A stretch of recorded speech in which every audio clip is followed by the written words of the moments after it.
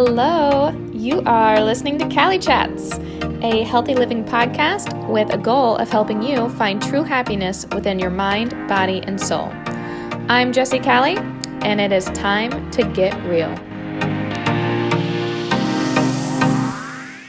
Hi guys, welcome to another episode of Cali Chats. Today I have a very special guest with me, my best friend and fellow LSU alum, Rachel. Say hi, Rachel. Hello. Hello. Okay, guys. First of all, I just want to say thank you so much, Rachel, for being here with me today and, for giving me a room to stay in on my way to Disney World. You're very welcome. Glad you can make it down for the world's coldest and most boring Mardi Gras ever. Yeah, well, thanks. So today in this episode, we are going to dig into dating in the modern world and also one of the most annoying ways people decide to dodge people, ghosting. Ew. I decided Rachel would be a great addition to this podcast because, like me, we are both single and navigating the dating world from completely different perspectives. So, buckle up, ladies and gents. Before we keep going, Rachel, give everyone a little bit of outlook into who you are and your perspective. Okay, so I live in New Orleans. I have been living and working here for about 5 years. I don't date very frequently. I kind of find that whole situation stressful. I don't love meeting new people that much. But there are times that I push myself out of my comfort zone and get out there and try to get on the apps, try to date a little bit, see what that's like. So I've got some experience there. And some? You have more than some experience. All right. And it's funny because everybody I know says that this is kind of considered in line with my astrological sign, which is Taurus. And all my friends are so into that right now. And they always remind me that I'm a very grounded person. I'm very realistic, but I'm also pretty stubborn. So yeah. So that translates into me wanting to stay home all the time and not meeting people. So yeah, love COVID for you. I know, right? It's great for me. JK. But I know that out there has to be other earth signs, other Tauruses out there that are with me on this. And I mean, I don't really take it very seriously, but it's just like fun. It's a fun way to relate to people. Like, I can say I'm a Taurus, you know exactly what I'm talking about. And you are the same way. Yeah, I'm a Leo. I am a Leo, and I'm sure all of you can see how we would date completely differently. I love meeting new people, and that's not scary for me at all. COVID's been tough for me in a completely different way than it has for Rachel because I am a people person, and I'm not allowed to touch people right now. Right. I also struggle with the idea of dating, and I'm completely different from her. So I thought it'd be fun for us to do this together.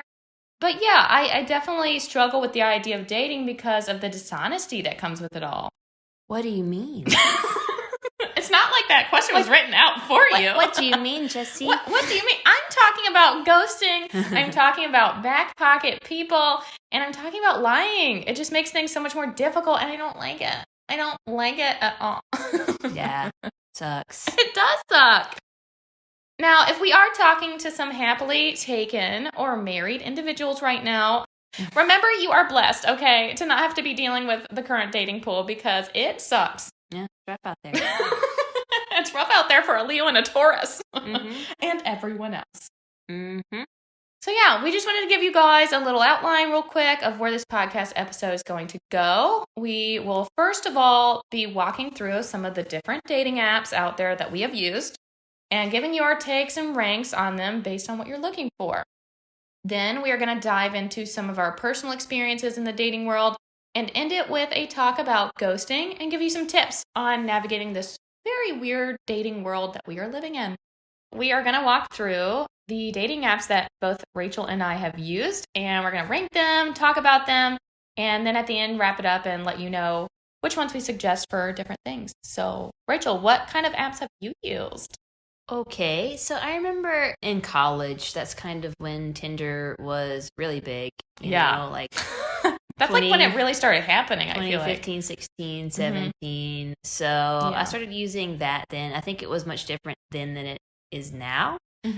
But my general gist of it is it's a volume game. Like you're getting Right.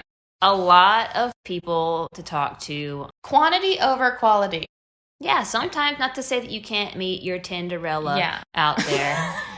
But I know people that have made it. I know. There are people, actually, like one of our closest friends met on Tinder and from college, and they're still married, happy with a baby. So it can happen. Yeah. We're not saying it can't. Totally.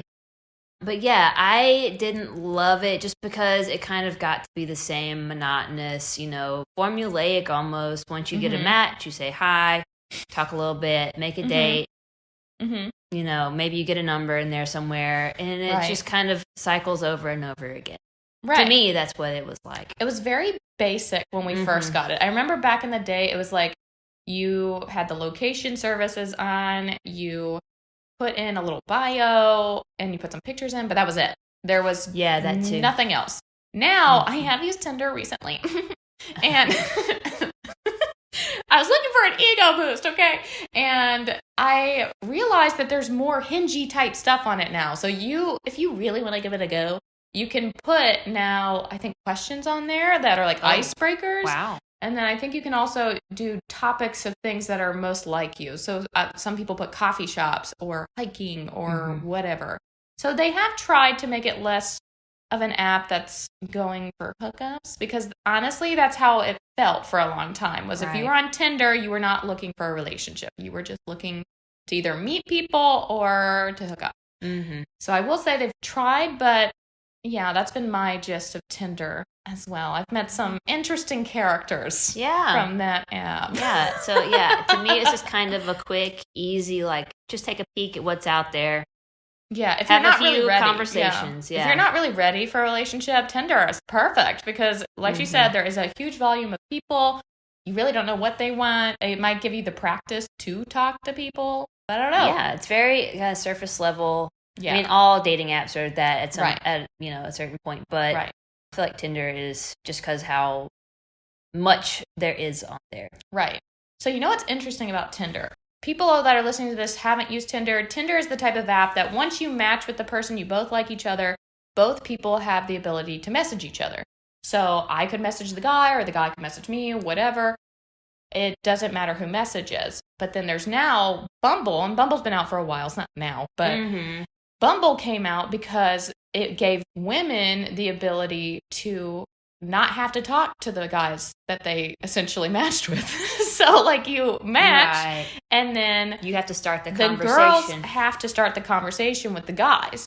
So the girl reaches out to the guy, and then the guy has the choice also to respond back to you. And if they don't respond to you, you also don't get to talk to them anymore. So it's kind of a game of making sure you actually are really interested.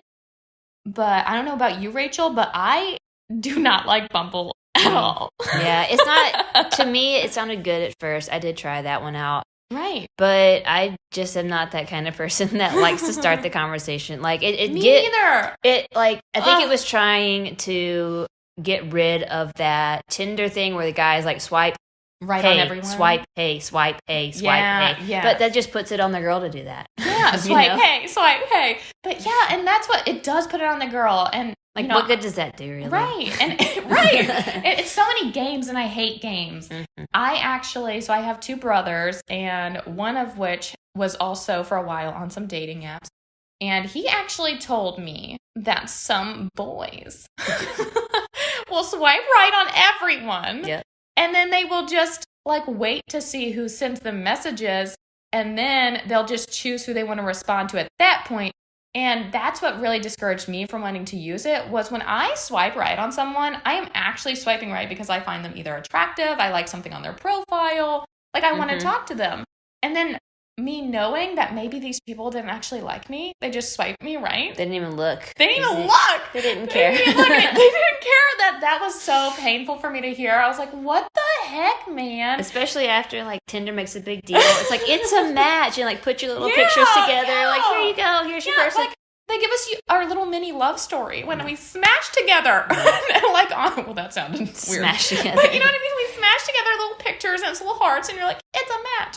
And then to find out that it may or may not be real was painful for me. I would get up the courage to send a message and then not get a response. Yeah. And they're like, what the heck? Yeah. So I kind of hate Bumble. I don't know. Maybe there is some other people who love Bumble. I do not. But if you are someone who doesn't want random dudes just reaching out to you, maybe that's the app for you because you get to talk first. You get to decide. Rachel and I are both different people, but we both don't like being the first person to reach out. So it's, you know, I think it's the luck of the draw with that one. Different people are fine with that and other people are not. Right. Totally. So then we both got into some other dating apps because, as you can see, we did not love the results of Tinder. We did not love the results of Bumble. So we both eventually stumbled into Hinge. I did like Hinge. Hinge was a little more, well, it's funny because I remember when I was first introduced to Hinge, it was like, that's the app that the doctors get on. Yeah. That's the app that you go to if you want to be a doctor's wife. Right. And I'm pretty sure that the Bachelor and the Bachelorette contestants like used to pimp it out for a while. Yeah. Like they would be like, you should get on Hinge. So they're like, it's a totally different world on there. Right. But all these are kind of the same, right? You'll see the same people on literally every app. Right. Have you ever seen that? Mm-hmm. If you're living in the same place for long enough, you do. Yeah. So Hinge is one where you fill out a lot more, like you have certain questions that you fill out. You have like a little more conversation starters. It takes a while to do the profile. That's the one thing I'll say is you can't just like, press start and start. Like you actually have to put photos. You have to put 3 questions. It's like minimum 3 questions have to be answered. Yeah. And you can really tell if a person doesn't care because they will literally just put like 1-word answers. Yeah. And then at that point, I'm like, goodbye. Yeah. I feel like there's a lot more people that try. They try at least a little bit. And yeah, I guess like Tinder and Bumble kind of, you can see that there are just a lot of profiles where people just like, not just guys, girls do it too, where you're just kind of like putting pictures up. You put like a few words about you on the bio and that's it. And Hinge is a little more, it gives you more space to like be creative. About you. Yeah. And it gives like, I will say a lot of times it's just awkward. Online dating, it's not like super fun. It's awkward. And Hinge gives you those like talking starter things. Yeah, you can like kind of tell a little more about someone's personality before you even decide if you want to start a conversation with this person. And in order to match, you actually have to go comment on something. So it's like, I don't think you have to comment, but you have to like it. You have to like something on their profile in order to send them a match. Right. And so it's not just, hey, it's like I have to you have to click the little heart and whatever you choose may mean something. I always loved when someone would look at one of my answers and they would like it and then comment back and say, oh, that's super funny, haha, or something. I was like, I am funny. So I did like Hinge. Hinge was probably the one free app that I felt I could find suitable matches that actually were ready to maybe commit. Maybe, still maybe.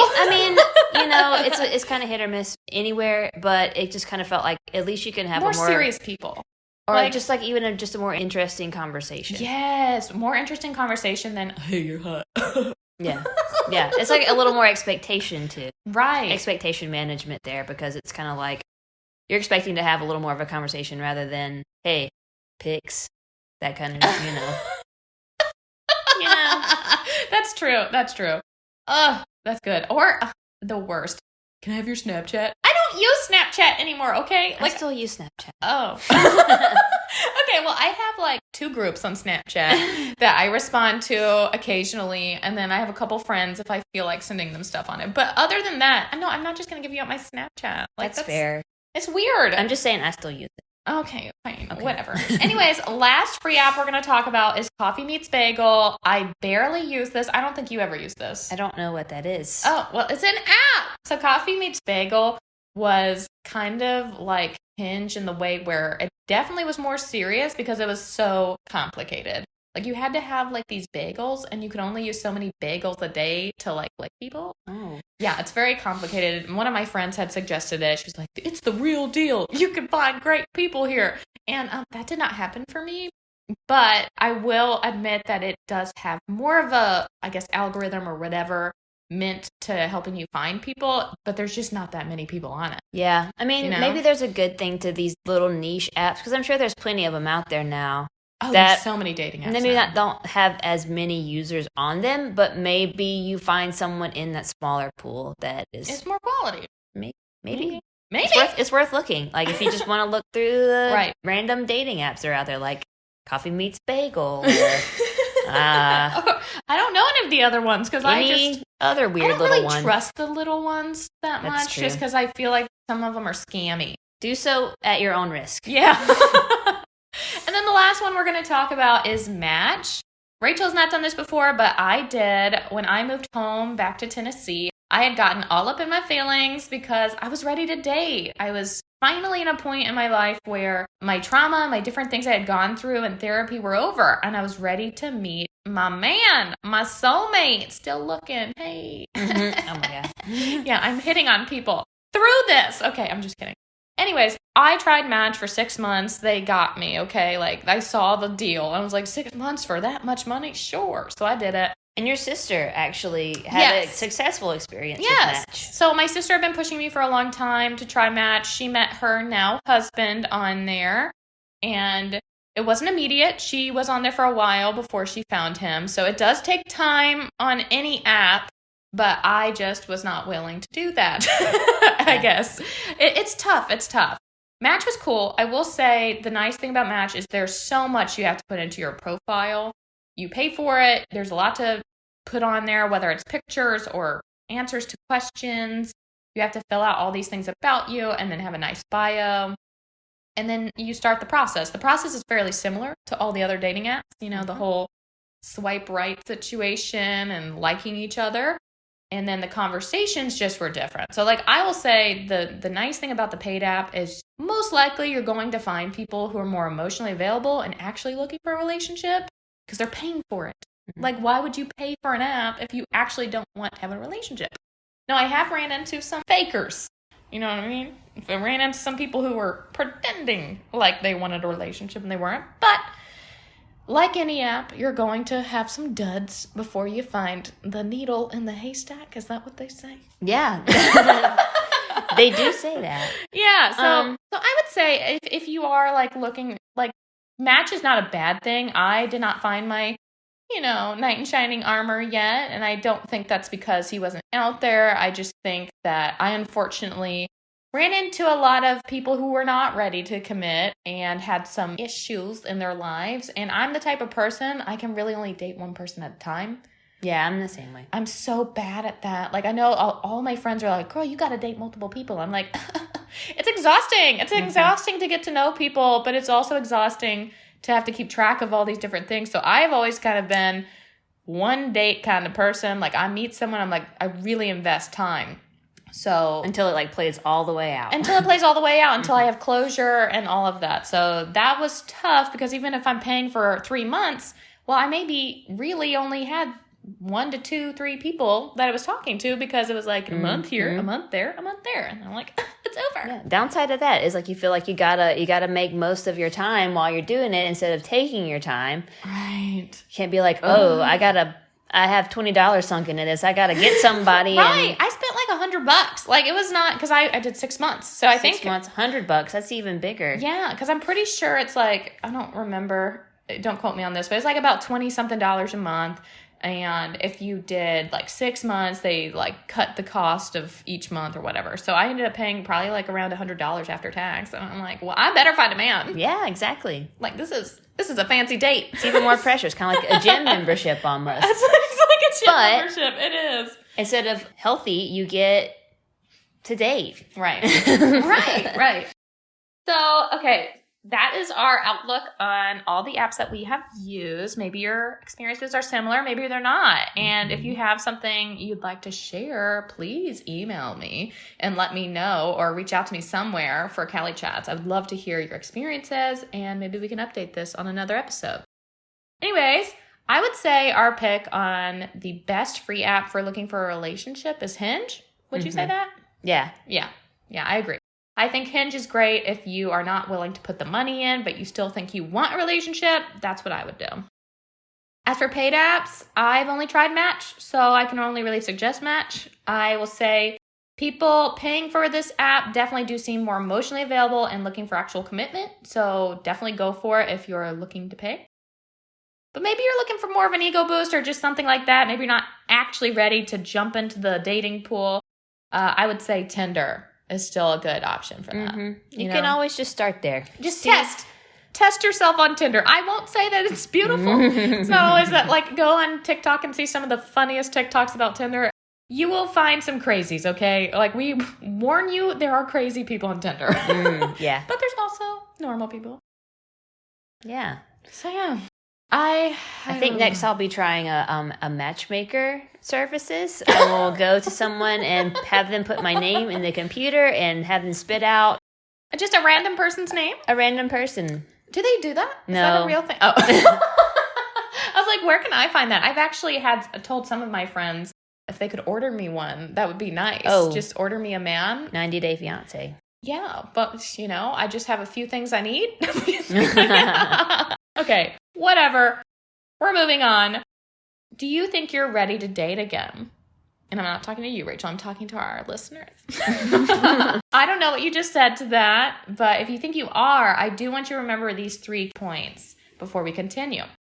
I truly believe in order to be ready to date, you must be able to 1, speak your truth, 2, be honest, and 3, date with an open and available heart. Do you agree with that? Would you say that that's, yeah, like I would say that there have been many times that I've tried to date when I didn't have one of the 3 of these things and unfortunately it didn't work out. Or maybe I got much more stressed than I needed to. So I definitely think always speak your truth, be honest, and date with an open, available heart. We're going to continue to talk about this for the remainder of the podcast. So without further ado, story time. Yeah. Are you excited? No, you're not. Why aren't you excited? Oh, so cringy. Why is it cringy for you? For me, oh man, I just think about the way that I behave when I am dating somebody. Just embarrassing. I am so excited to hear about that. Oh. You think on that while I tell my first story. Sure. Sure. So I'm going to start off with my first story of a nightmare of a date that ended with me literally calling my parents to come pick me up immediately. Do you remember this date? I think so. You do? Yeah. This date was the date that inspired one of my super big number 1 key rules of dating. I will not meet up with anyone now until I have had a phone call or FaceTime, I usually make it be both, with them to measure if there's like some sort of chemistry at all. It also just makes things a little less awkward for me. So I do highly suggest that if you are someone who just feels like in-person stuff is awkward in general, having a FaceTime with someone beforehand, it just takes that pressure off. You see them, you hear their voice, and you see if there's any compatibility at all. And so yeah, I highly suggest that. This date. So I've actually blogged about this before, back in my first blog on dating. It was my first story I talk about, and I call it the original pack of oatmeal. And I've been told that is savage. And I'm like, no, I'm being honest. I'm not trying to be mean. I'm trying to be honest. In this story, I shall call this man Oatmeal because this was quite possibly the most awkward worst date I've ever been on. Okay, that was a little mean.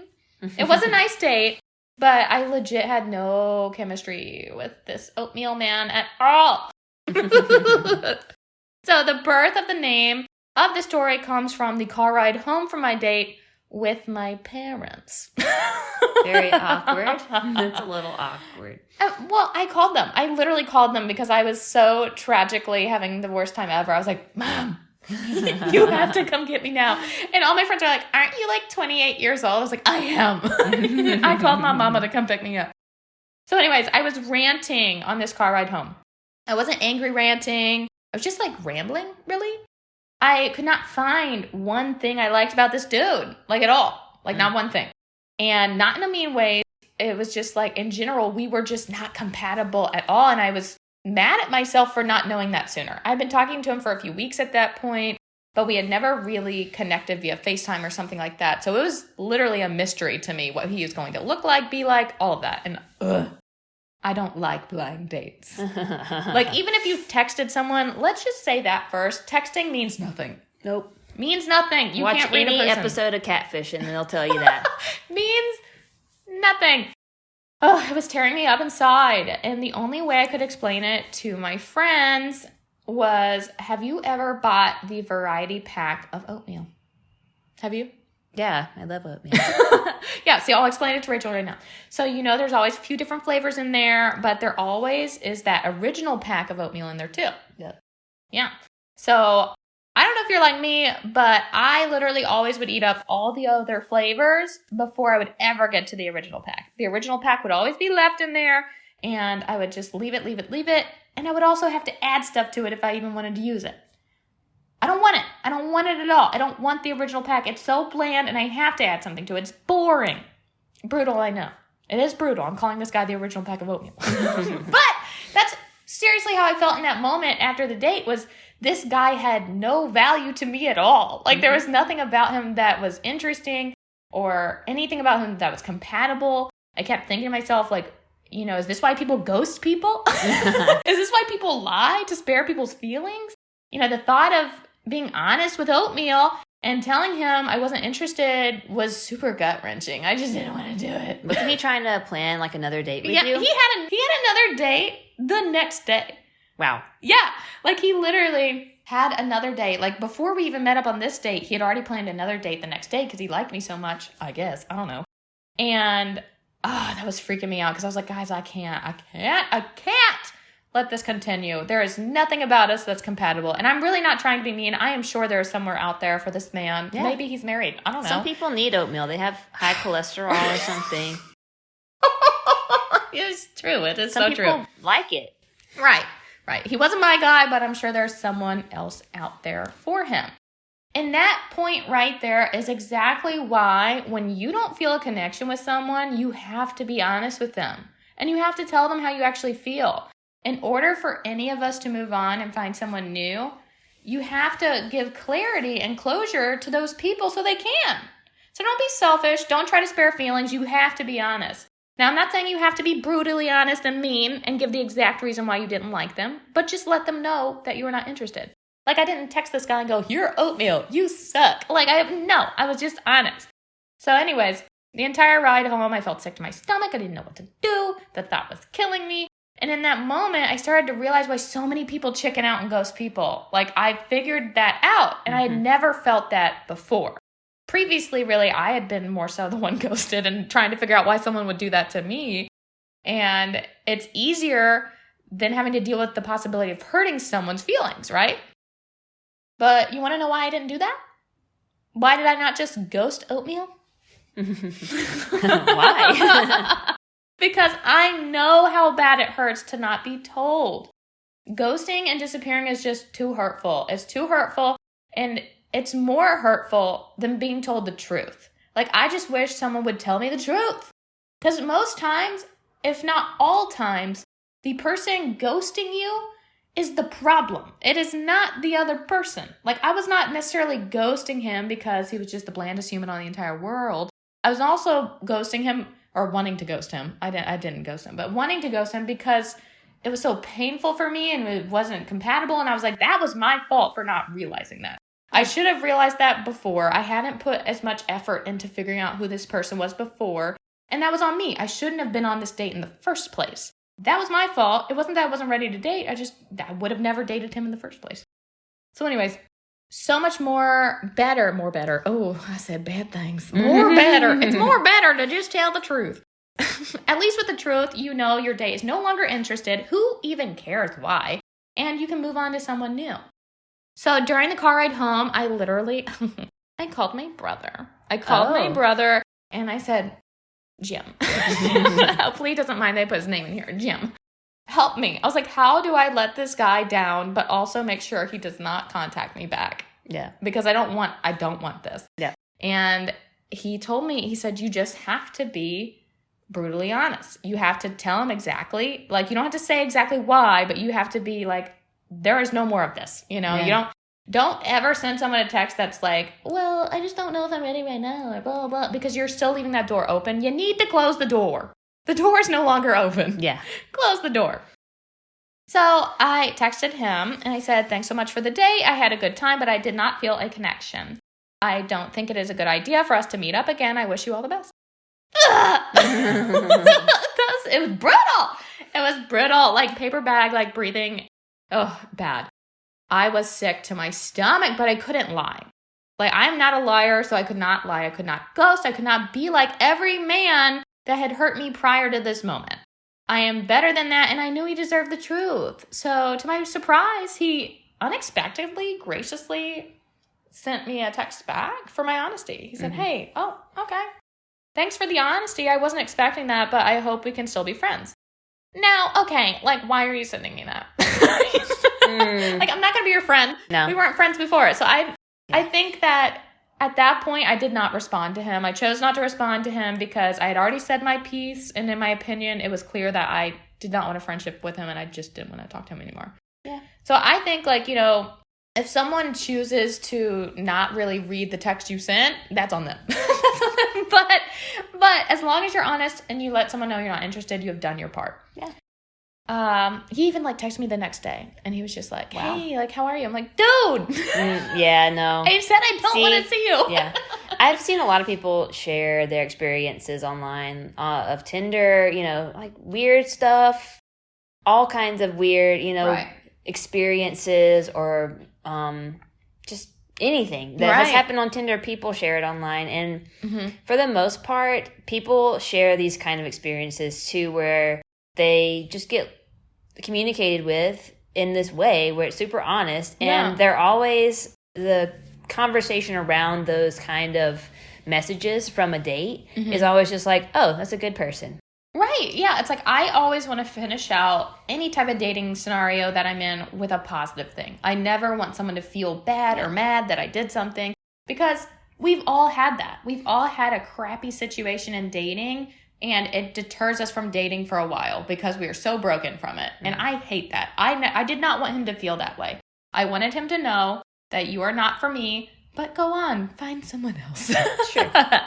So key takeaways, do not settle. If you don't have a connection with someone, be honest with yourself and move on. There is someone out there who is better suited for you. And don't settle for less than you deserve. 2, ask more questions and be honest with yourself early on when talking with someone. I did not do this in this situation. I had realized I wasn't interested in this man from the start, but I wasn't asking important questions, and I could have avoided this date completely if I had done my due diligence from the start, done a FaceTime, done anything else to figure out that our compatibility was non-existent. And then lastly, be honest, brutally honest if you have to be. Please note what I said earlier, you can be honest without being mean. You just need to be honest that you do not see a connection. Give them closure. Let them move on. You are going to be hurting them regardless, so don't give them hope that you are an option if you're not. True. You know what I mean? I have an interesting question. I don't know if you want to go into it. Sure. But do you think that if someone's not getting the hint, that ghosting is kind of the only option at some point?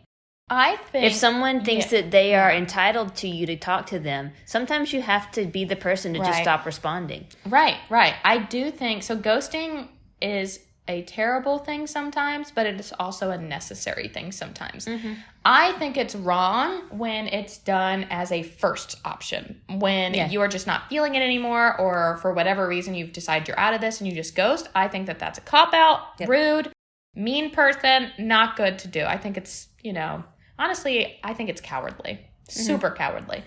However, like you're saying, if this guy had continued to reach out to me over and over again after I had already told him that I was not interested, I ghosted. Because at that point, I'm like, I told you I wasn't interested. He literally had the text. You can go back and look. I'm not interested. I'm not interested. And I didn't tell him we could be friends either. Like when he said, I hope we can still be friends, I did not respond and say, sure. I just didn't respond. So I do agree. I think that if you have said your piece already and you've said, hey, I am not interested in you like that, or maybe you have someone else right now, or whatever you say to them, if it's clear and obvious that you are not interested and they keep texting you, ghosting's totally fine.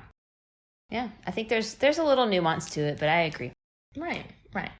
So, do you have any stories that you would like to share? Maybe not that in depth. It doesn't have to be in depth. I'm a talker. Yeah, no, I think my stories are mostly kind of, like I said, I don't date that super frequently and kind of only start doing that kind of thing if I just feel like I want to push myself. And I've had experiences, maybe about as many experiences with real in-person meetups that I just, you meet out in the wild, you meet, just work, life, bars, whatever. You just meet and kind of get numbers and decide to do that. And I've met people on apps too. Right. So right. I think that what I've learned from the difference, because I think some people kind of still feel like, oh, meeting in person is just, that's the superior way. That's the way, we used to do it. Right. That you get the superior connection from that. And I think what I've learned is that that's not necessarily true. Not anymore. Not anymore. Especially not this year. You can, the people that I've met in person, I did, and I think I put more weight on those because I was like, oh, this was more real. It feels more real to me because I actually had a conversation with this person as the first step instead of a text or instead of a message or whatever. So I just kind of was like, well, this is, a better situation than, but I think what I've learned is I think that that's not true anymore. It isn't. It can't be. Not in the digital world we live in. You know, it's hard to meet people nowadays. Like, especially right now. Well, take COVID out of it. It's this still, year doesn't count. It's this year doesn't count, but it's still hard to just go outside and just, one, feel comfortable meeting someone or just walking up to someone or having people around you to meet someone, Right. So I think that all my experiences have led up to just the realization that you can tell when you have a connection with somebody, Right. It's pretty easy. It's just like an interview. Like, I always say that within the first, 10 minutes of an interview, they already know if they want to hire you or not. They are just doing what they have to get the interview done because they have to. But they already know. Everybody knows their compatibility with someone. That's why I said earlier, if I would have just frickin' picked up the phone, I would have known that this guy was not for me. But I didn't. Right. So it's all about doing that due diligence, I feel like. Because, like you said, you're going to know if you're compatible with someone. It's just, it's a feeling. It's a thing. It just, it happens. Right. And everyone always says that. They're like, when you find the love of your life, you just know. Yeah. And not to say that it doesn't take work, too. I mean, you got to find someone that, one, you can have the connection with, and two, is willing to stick with it, put work into it, like they're ready to do that. So I think that is my main takeaway. Basically, it's similar. I mean, you can still find people in real life too. Like there were a couple. That's exciting. Yeah, it is exciting when because you've already been physically attracted to them, and then they talk to you, and then you're like, oh, I like that too. And not just a picture, like a real deal, right? But how fun is it though on the apps when you see someone on the apps, you're like, okay, they're okay, and you start talking to them, you're like, oh, okay, they're okay. And then you see them in person, and they just look so much better. Have you ever had that happen? I have had that happen so many times where I'm like, I don't know if I'm going to like them or not. And I see them in person, I'm like, hi, it's me, Jessie. I feel like I'm a person that's not that. Okay, I don't want to say that I don't want to say that I'm not photogenic. Oh, I'm just awkward with. I'm just awkward with pictures. Like I can see where. I don't want to generalize, but I feel like dudes are sometimes just not. No, they're not as into pictures a lot of times. No. I actually am very fearful when guys are really into selfies on the apps. Yeah, like that says something too. When I see a lot, there's so many stereotypes behind the apps, which kind of sucks. Yeah. Like compared to in person. I guess in person there's stereotypes too, but comparatively, I feel like in person you already know if you're walking up to a person you're interested because of their vibes and everything like that.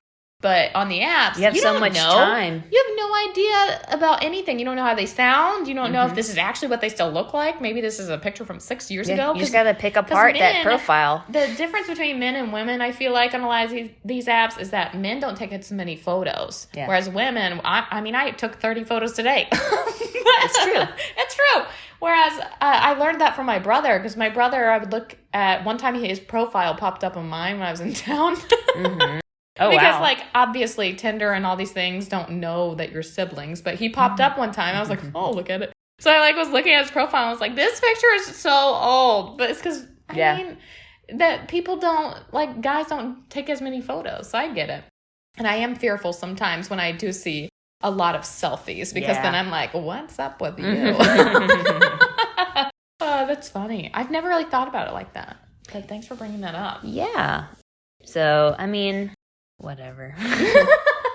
Whatever. It's all dating. It's all the same. Right. But, don't get down on yourself. Just do what feels right when it feels right. Do what feels right. keep going. If you are ready to date, there will be someone out there. It just always feels like there's no one. Yeah. So have you ever, this is random, but have you ever had like someone that's like too good to be true? Like, do you know what I mean? Well, this goes back to me being Taurus, and you say Taurus? Taurus? I feel like Taurus is like Taurus. I feel like Taurus is like the car. Taurus. I don't know even how to even say it. Taurus. Taurus. So my answer is no, because I take things as they come. So yeah. So I mean, yeah, not really, but well, okay. Why do you ask? I'll explain. So I, as a Leo, I see the best in a lot of people very early on, and then that quickly changes fairly quickly based on what's happening. The too good to be true thing for me, I've had this happen many, many times, and it's something that I've had to learn from. So I hope I can help some people out today with sharing my story about it.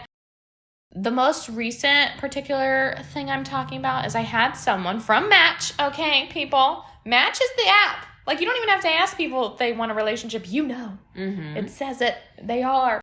Anyways, I met this guy on Match, and he was super into it, okay? Like, he was just progressive. I don't know the right word, but he was into it. Mm-hmm. And so much so that he wanted a date. Like, we started talking one night. He wanted a date the next morning. I was like, what?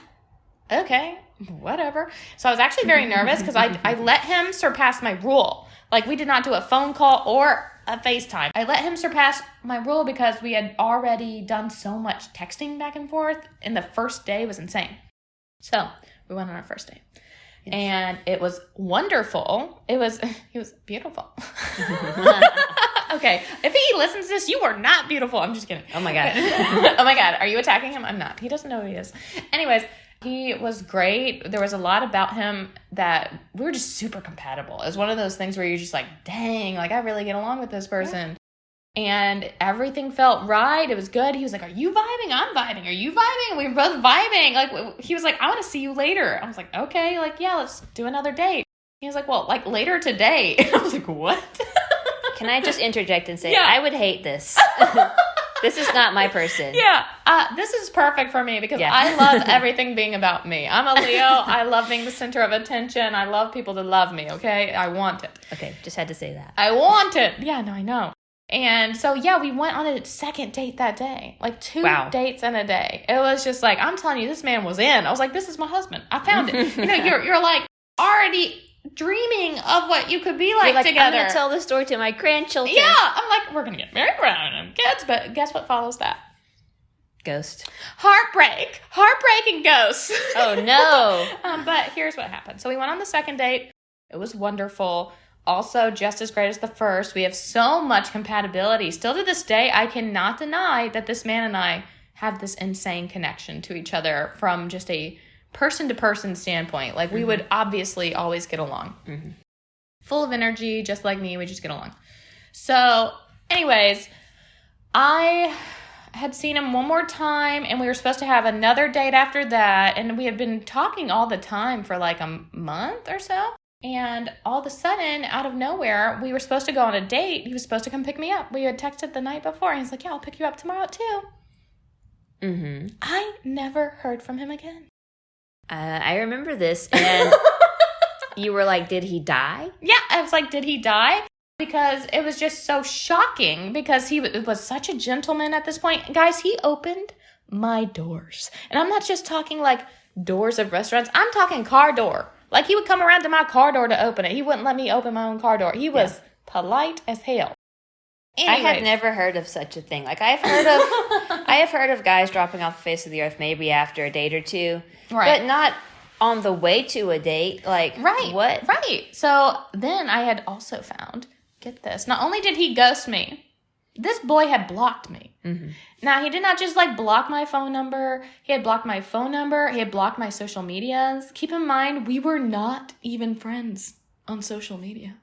But he just went ahead and blocked you. He just went ahead and found me and blocked me. Wow. Yeah. And I was like, okay, well, this is sketchy. And of course, like, I kept what was my first immediate thing I did? What do you think I did? First thing immediately after all this happened. Blamed myself. Oh. Like, I just immediately started thinking, well, obviously something's wrong with me. What the heck did I do? I went through my text. I was like, what did I say? Did I say anything weird? And obviously that was stupid. It wasn't my fault. But a lot of times when we get ghosted or we get blocked or something happens to us, you immediately look at yourself, which is stupid. You should never do that. And that is the lesson I want to teach with this story, is that it is by no means your fault if someone ghosts you. It just means that they are, one, a coward, and two, not willing to tell you the real reason that they're doing what they're doing. Whether it's them not being ready to commit, maybe they have someone else going on. It's their issue. It has nothing to do with you. And want to know how I know this? No, yeah. I know this because Ghost Boy came back from Ghostland. Yes, he did. He did, 6 months later. It was like almost exactly 6 months later, this boy shows up. Guys, you are going to die when you hear what happened. He adds me on Facebook. Adds me on Facebook. The audacity. Goes on a liking spree, which is... Yeah. See, Rachel already knows about this. In not even just liking, loving. Like, he reacted with the love, the heart. And I was like, okay. What? And of course, I was at first very off-put by this because what? You, like, literally blew me off on a date. You blocked me and ghosted me. And from what I can tell, there was no reasoning for that. It's so funny when guys do that. They're just like, pay attention to me. I'm going to like 100 posts. Like, why are you You doing can't, that? my notifications are everything to you right now. My notifications are everything. Yeah, so I left him in the waiting room. I call it the waiting room. For a few weeks. I was not ready to do whatever with that. And I know there are people right now screaming, saying, you need to leave him there. Say no. But I got curious. Because as I said earlier, part of me blamed myself. Why? Because a lot of times we have this low self-esteem or this low self-worth, and we're willing to blame ourselves before ever thinking, oh, maybe it's them. You know? Which your first thing should always be the opposite. It is not you, okay? It's not you, I promise. So what happened, huh? You curious? Yeah, this is a great story. So he came back from Ghostland, so I add him. And in true Leo fashion, I was not very nice about it at first. I messaged him and said, welcome back from Ghostland, what's up? What's up, well, stranger? I thought this was, when you told me that you were doing this, I kind of had the feeling that, like, if I had felt that you were going to take it a little too seriously again, I probably would have told you to be guarded. Right. But I could tell that you already were. We're guarded. You were already kind of like, let's just see what he's got to say. Like, yeah, I was just curious. I was too. Like, because I wanted to know. My heart was so hurt. Guys, I was, I don't want to say heartbroken because we'd only gone on a handful of dates, but like my heart hurt so bad when he ghosted and blocked me because I genuinely think I'm a nice person. And I try to be honest and open with everyone when I'm dating, and I had been nothing but honest with him. So for him to just literally take my voice away from me, as you all know, that's very hard for me. Look at me on a podcast.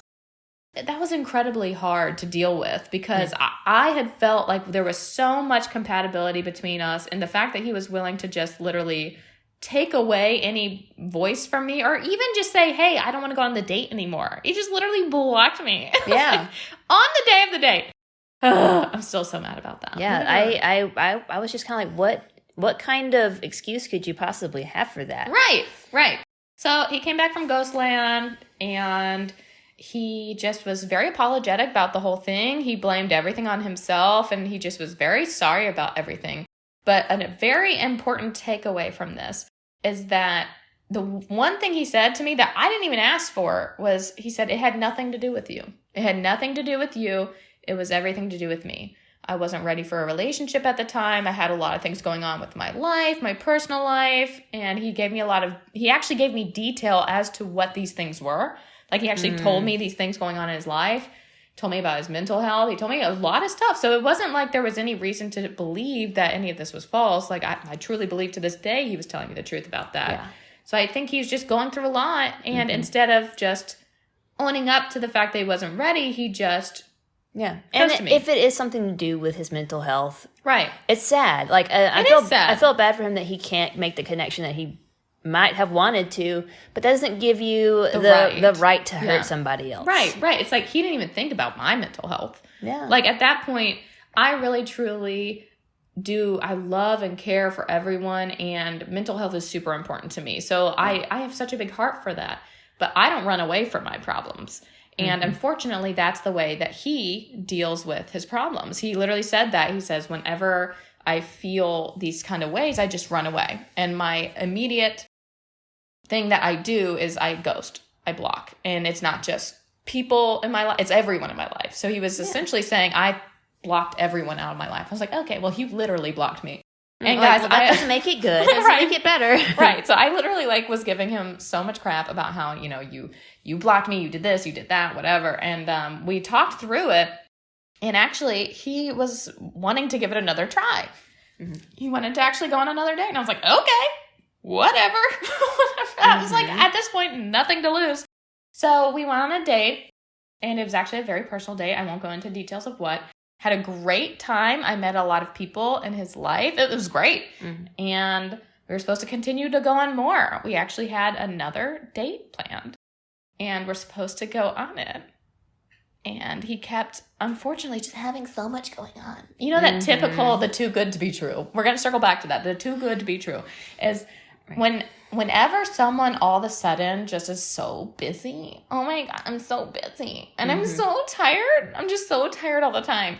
No one is too busy or too tired to talk to someone they like. Mm-hmm. If you actually genuinely like someone and you want to make it work, you're never going to be like that. So if someone is like that in your life, move on.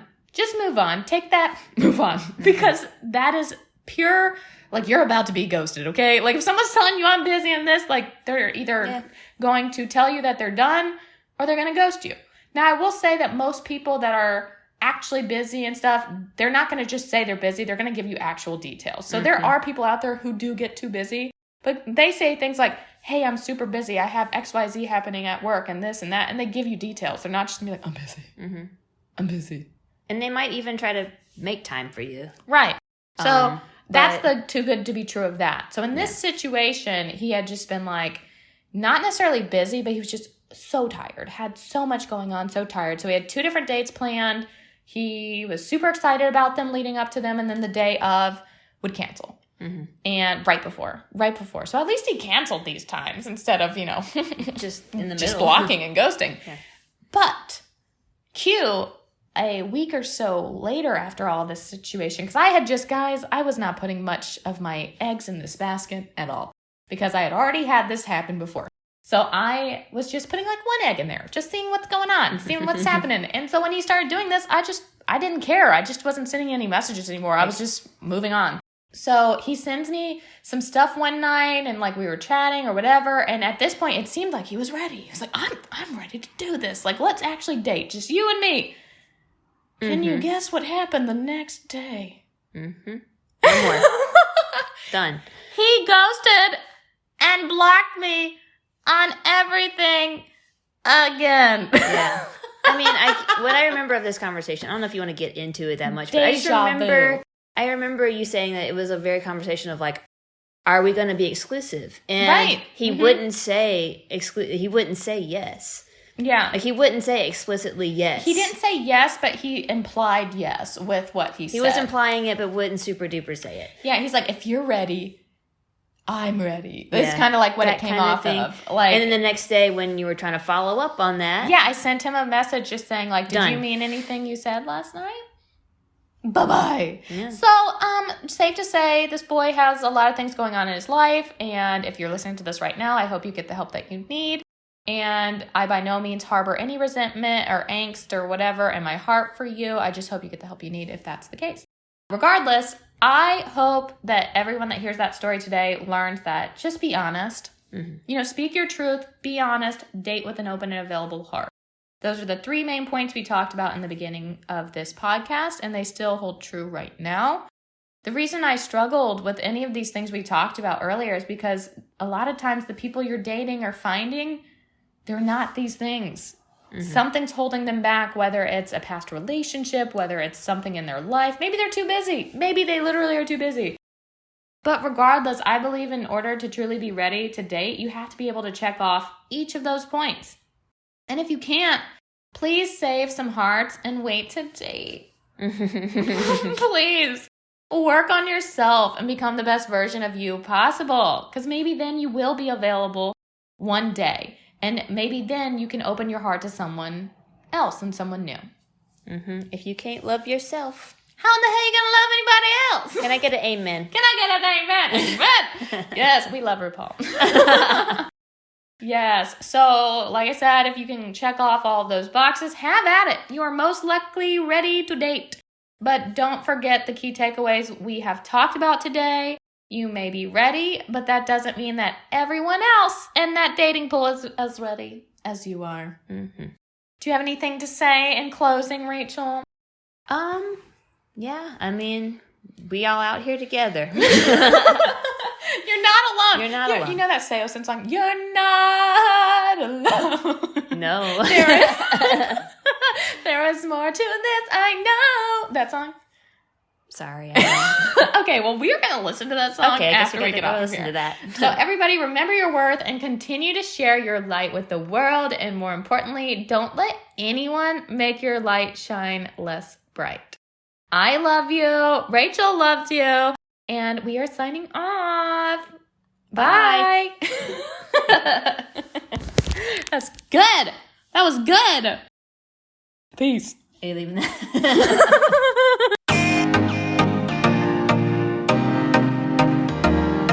If you enjoyed this podcast, please like, rate, review, and subscribe on Spotify, Apple Podcasts, or pretty much anywhere you can listen to a podcast. For more from me and Cali Chats, visit www.calicreates.com. Or you can check me out on Facebook and Instagram at Cali Creates LLC. Thanks, and talk to you guys later. Bye.